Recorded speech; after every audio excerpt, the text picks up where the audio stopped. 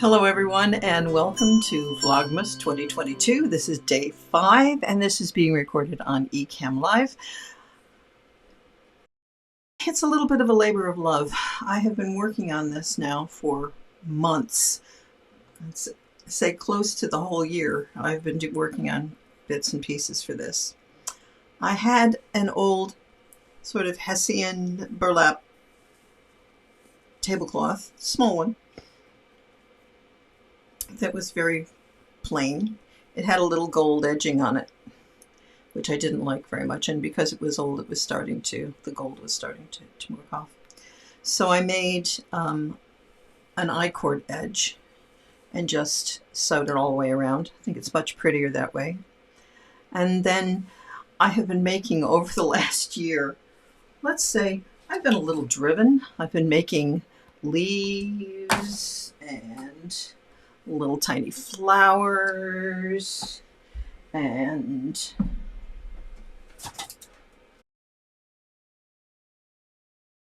giant flowers. I get a little driven when I get started doing crafting, I'm afraid. And what was even worse is, yes, all of these are hand cut out. These are not crit cut, so everything is hand cut. I got a whole bunch done, and I had done some various little wreaths and things for gifts and for around the house a little. And then I realized that they would be so much prettier if I embroidered them.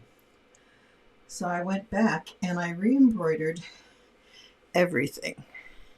Just a little bit, just so that it shows up ever so nicely and makes it a little more special. I don't know if you can see that. We'll see if you can. Little tiny, yes, there are 3, yes, little tiny things. So today's the day that we start putting them onto the skirt. So I don't know where I'm going to put them yet. We're just going to keep going. But I've decided that it's time to do it. So here we go, I think. And they're all a little bit different. So we're going to go with this one next, I think. And we're just going to chat while we do.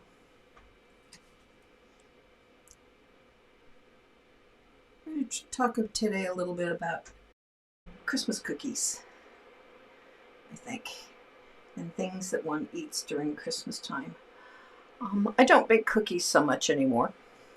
I have been making since the pandemic now and again oatmeal raisin bars, because I like those. But I've recently come into possession of some chocolate chips from the United States. Now, there's nothing wrong with the chocolate chips in the UK. There's nothing wrong with any of the baking goods in the UK. They're all quite good. But every once in a while, you just want a taste of home. Like Cheetos. Extra crunchy Cheetos. They're not paying me to say that. And there are some things that you can get here that you can't get here that you get in the States. Cheetos is one of them. A certain brand of chocolate morsels, semi-sweet chocolate morsels, which I will be making. I put them in the freezer when I got them, so I'll be making cookies out of them this year for Christmas. Because I used to make chocolate chip cookie bars for everybody my husband worked for. So they would either get a complete slab or a half slab of cookies. And our good friends, closest friends, would get something similar, which was fun. Put on chocolate drizzle. So I'd melt either white or I might melt all 3, chocolate, dark chocolate, and white chocolate, and then spoon it over, all over the rest of the bar. So it made it look more like bark and festive, and nobody's turned them down. Good thing to make. I think people quite enjoyed them. Ooh, I need some of the big ones. We just put is that flower? Isn't he pretty? He's a little doo-doo. Quite like that one. Let's see if we can get that one.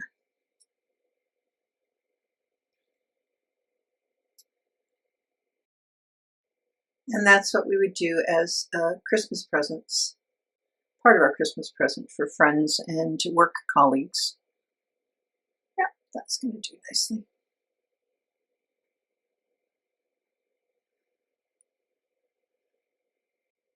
I bake bread for Christmas. I bake bread quite a lot, actually. I've been doing quite a lot of the quarter teaspoon of yeast thing in your cast iron oven, or cast irons, like crusade pot kind of thing. And that's been fun. That always comes out really good. It's a no-knead bread. You just basically mix up the ingredients, leave them for 12 to 18, 24 hours, and then you cook it in your big pot. It comes out absolutely wonderful. It's just quite amazing. First time I made it, I couldn't believe how good it was. I also make Irish soda bread. I have a wonderful Irish cookbook. And I also have a cookbook from my mother-in-law, a small one. I did that one year for Christmas too for them. We made, I'd been given a small cookbook of my mother-in-law's, and then we copied it and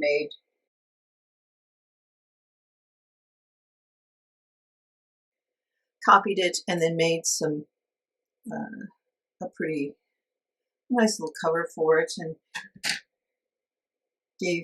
gave them out to family members for Christmas one year. That was fun. Enjoyed doing that. Actually, I did that too when we were going to Ireland one Christmas, and it was still when the Troubles were still pretty prevalent. You couldn't really take wrapped presents because you're going to be searched by the police, and you're going to be searched by the police at the airport. Nope, don't like that one there.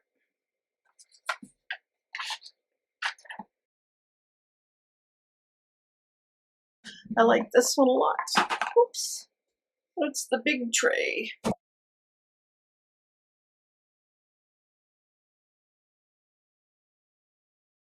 Let's see how we go.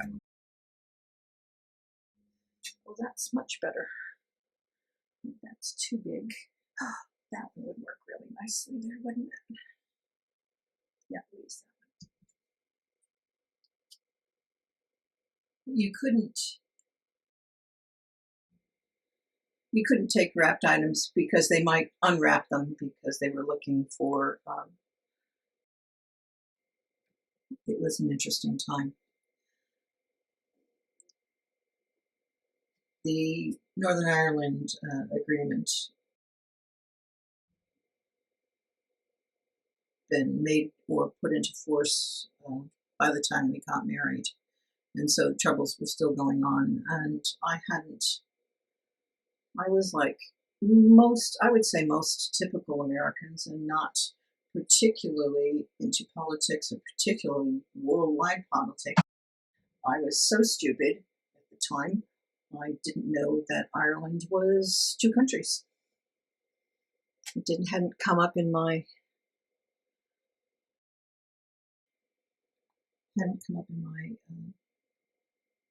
path, I suppose. And so when I started dating a guy from Northern Ireland and was hearing about how he had grown up,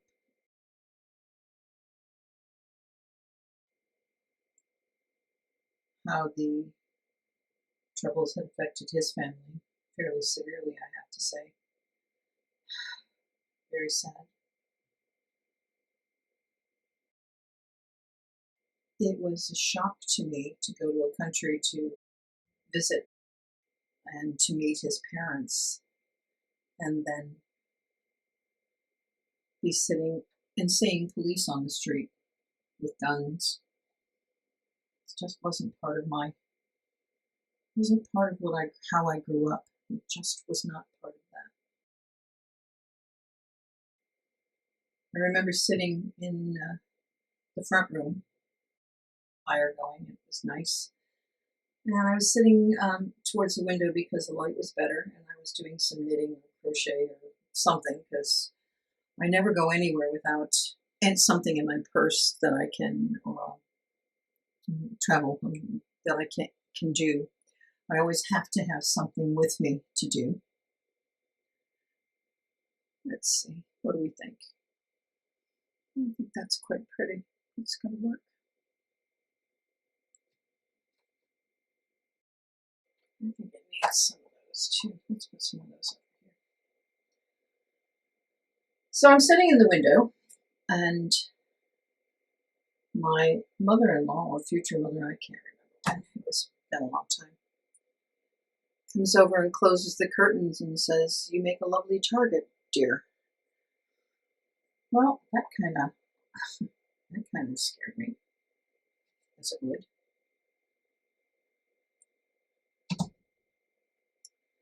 And not being able to, making sure that you went to the right taxis, make sure that you went to the right pubs, making sure that you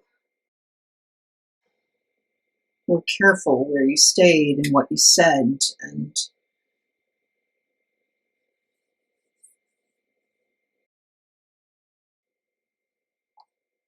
well, eye-opening. I'm not quite as ignorant as I was before. I'm still not particularly intelligent about a lot of things.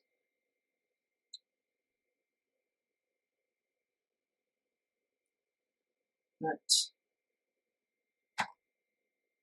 I suppose that's the thing about Americans moving abroad. I came over, I was 28, 27, 28 at the time. And I hadn't been abroad before I came over to teach.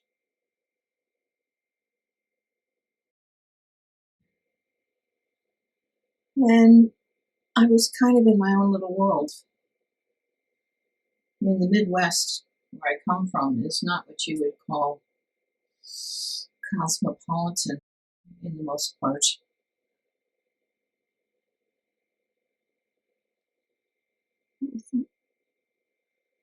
Yeah, I think those are going to be pretty.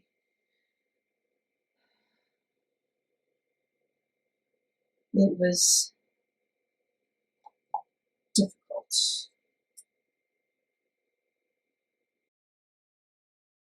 England, at least when you came over, the language was not too much of an issue. It was an issue, but not, at least it was a form of English.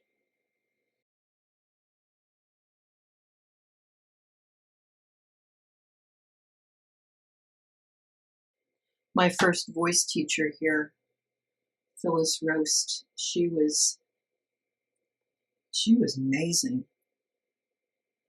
She was teaching at the boys at the Catholic Cathedral in London, among other places, and taking private students.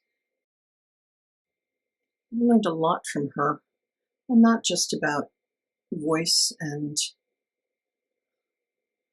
teaching methods, but the kind of musician teacher that I wanted to be. At the time, I was teaching K through 12 music in a private school in the UK, which was an international school.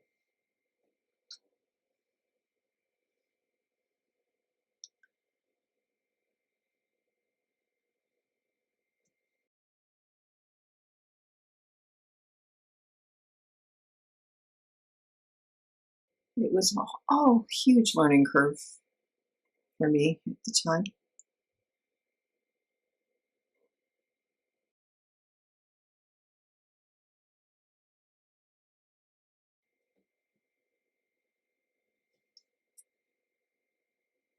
But Phyllis was amazing. Phyllis Roast. How British can you get? She's a wonderful pianist. And when she went to conservatory or school, she wanted to be a singer really badly. She wanted to be a singer. And her teacher or teachers took her aside and said, look, you don't really have the voice to do this professionally, but we think you will make an absolutely superb teacher. And so they started training her up, and she was smart enough to know that they weren't trying to be offensive or ruin her dreams. They were trying to be honest with her so that she could have a really interesting and wonderful career where she would be successful. Totally opposite. I used to have my lessons with her on a Friday night after school. So I've been teaching all week, and then I went over and I had my lesson with her. I was her last lesson of the day. My husband would pick me up after the lesson, and we would go out for a nice meal. We weren't married at the time. We would go out for a nice meal, and then go home. That's another story. Another day I will tell you that one. But because I was her last lesson of the day, Phyllis, I think, is it time for a nice big one like that? Ooh, I think it could be. What the heck? So while we waited for Chris to arrive, Phyllis said we would have a gin and tonic. Phyllis's idea of a gin and tonic was gin and tonic. And so there was more than one evening when Chris would arrive to pick me up, and I was more than a little sloshed, all in good humor.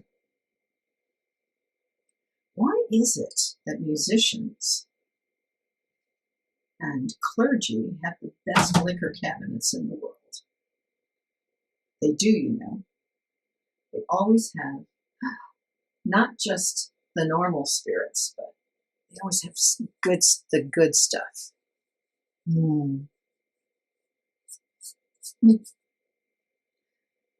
But I learned a lot from Phyllis. And I think she learned a little bit from me as well. She hadn't taught too many Americans at that point. And I don't think she'd had particularly a good time with some Americans that she had worked with. And Americans, I think, can be a little set in their ways, or expect when they travel. Things are like they are at home, and they aren't, nor should they be, because that's part of what travel is experiencing something else, something other than what you are. I've been waiting to use this one as well. Thinking too close to that one, maybe? Oh, this nice yellow one, we could do that.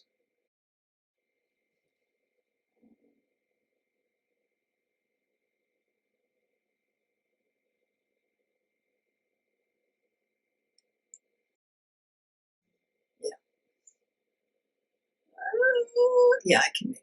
Let's do it. Let's make it work.